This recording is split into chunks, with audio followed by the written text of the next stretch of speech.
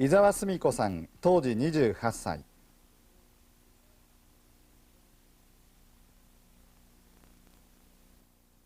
勤務先の保育園へ向かう途中の荒神橋で被爆しました。爆心地から 1.7km のところでした。伊沢さんは爆風で吹き飛ばされ、歩けなくなるほどの大怪我をしました。しかし1ヶ月後には松葉杖をつきながらも近くの小学校で焼け出された子どもたちの世話を始めました。伊沢さんは30年間平和への祈りを込めて千羽鶴を折っています。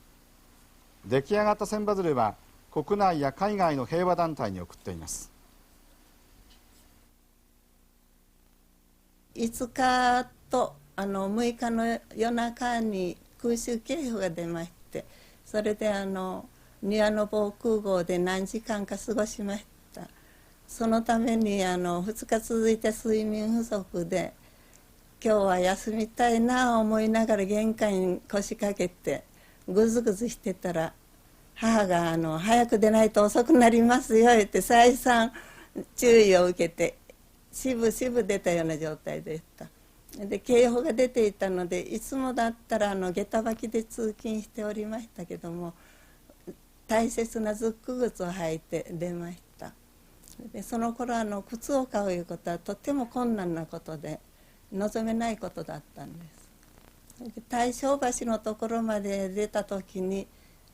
サイレンが鳴って警報が解除になりました。わあよかった思って胸をなで下ろしました。そして思わず瞬間的にこの大切な靴は履き替えようと思って、また家に引き返して下駄に履き替えてすぐ飛び出しました。そしてその日はすごく天気の良い日で厳しい暑さの朝だったんですね。でもう遅くなったから小走りで的場町を通って、それから荒神橋を渡り終わろうとした時にスカッという青白い光、その時私反射的に目と耳を押さえて小さくしゃがんでみました。それと続いてドーンというすごい音がしまして、周囲が一瞬真っ暗闇になりました。それでその大きな音と光はもう今でも耳の底に残っております。爆弾はどこへ落としたんだろうか思いながら心配して我が家へ帰りましたら、私の家も建具が全部飛び散って、それから家具類もぐちゃぐちゃになっていったんです。それで急に母が心配になりまして、玄関で大きな声で「お母さんお母さん」呼びましたら、奥の方で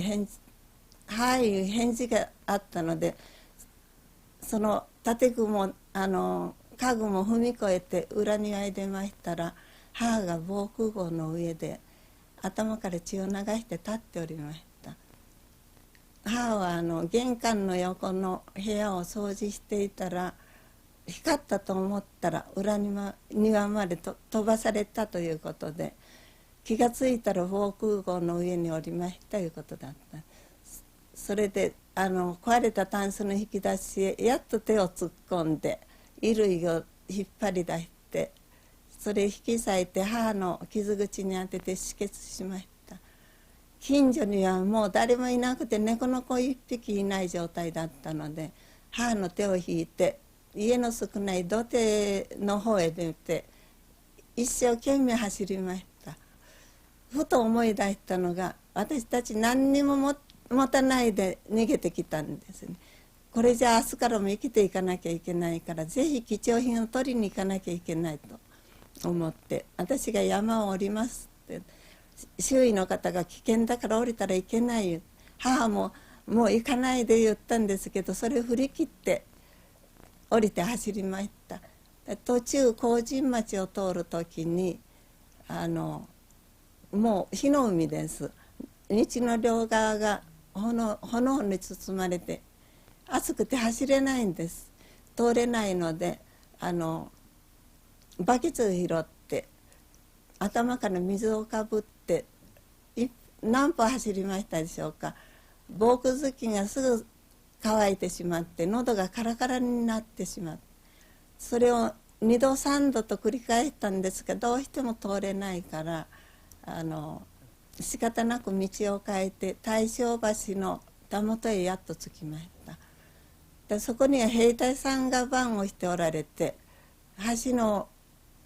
たもとと真ん中と向こうの橋のたもとに3か所に兵隊さんが番をしてて、一般の人は通れないよ言われたんですけども、私はもうそこで必死になって頼みました。でどうしても解いてくれないから、その時とうとう嘘を言って、向こうに母がいるから一人でいるから助けに貸してくださいって、それも泣き泣き頼んで、目の周りはもう輪をかえて誇りと涙とで、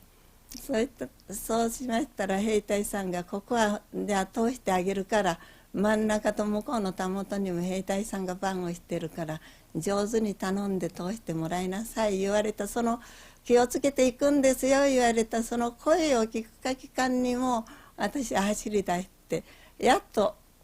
橋を渡ることができました。それで大正橋からうちの段原東浦安町はわずかの距離ですけど、誰にも会わなかったですね。もう本当に猫の子一匹いない言ったらあの状態でしょうからね。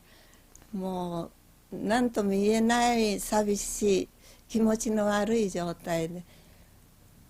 必死で家の中に飛び込んで、所定のところにリュックサックに貴重品の入ったのを見つけて、それをすぐ背負って玄関のガラクタの中から父のあれは登山靴を見つけて、それを履いて飛び出しました。靴を履いたら走りやすいと思ったら逆で傷をこすって痛くて走れなかったんです。でもぐずぐずしてると危ないので、もう必死で走りましたから、どこをどう走ったかわからなくって、山へ帰った時には周囲の方々が無事によく帰ったと言ってみんな安心してくれました。朝になったら私の傷がちんくゆが乾いて傷口が突っ張って一層歩きにくくなって、それで山で木の枝を拾って杖にしてひょっこりひょっこり歩いておりました。それでさあこれから西条に父と姉がいるので西条に行くつもりで出発しましたけども、私が歩くのがやって23歩歩いてへたばり23歩歩いてへたばり、もう母が西条でお父さんとお母さんお父さんと姉さんが待ってるから元気を出して歩きましょう言いながら、母も目にいっぱい涙をためて、私も泣き泣きだいぶ歩きましたけど、とてもその時はもう広島駅は吹っ飛んでるので汽車は発着できなかったんですよね。だから向かい灘まで歩かないと汽車に乗ることができないので、なんとかして向かい灘まで歩きましょうよって頑張ってましたけど、これじゃとても向かい灘まで歩けないので、母がせめてじゃあ屋根のある野外駅まで頑張りましょういうことで休み行きまして、もう夕方だったと思いますけど、やっと野外駅に着きました。で母とどうにか屋根のあるとこへ来たから今晩はここで一晩泊まったら明日は足がだいぶ良くなるかもしれないから、そうしたら向かい灘駅まで歩きましょういうことで、そこでみんなと母と話しておりましたら大勢の人がおりましたけど、その中の人たちが市内は危ないからチートでもはよ市外へ出よ言って押してきたんですよね。それで私たちも隅で話しておりましたけども、やっぱしここにおるのは危ないかもしれないからとにかく汽車に乗りましょういうことで汽車に乗って、思いがけなくも下深川いうところで私の後輩の女学校時代の後輩の三滝若美ちゃんいうのがおります。それとそのおじさんにあたる谷口さんいう方と、その方にすごく大変お世話になって温かい看護を受けまして、やっとそのお家へ着きました時はもうほとんど歩けなくって、翌日は全く歩けなくなりました。でもおかげで三滝さんと谷口さんの温かい看護でどうにか松葉杖で歩けるようになったのが20日過ぎだったんです。伊沢澄子さんの証言でした。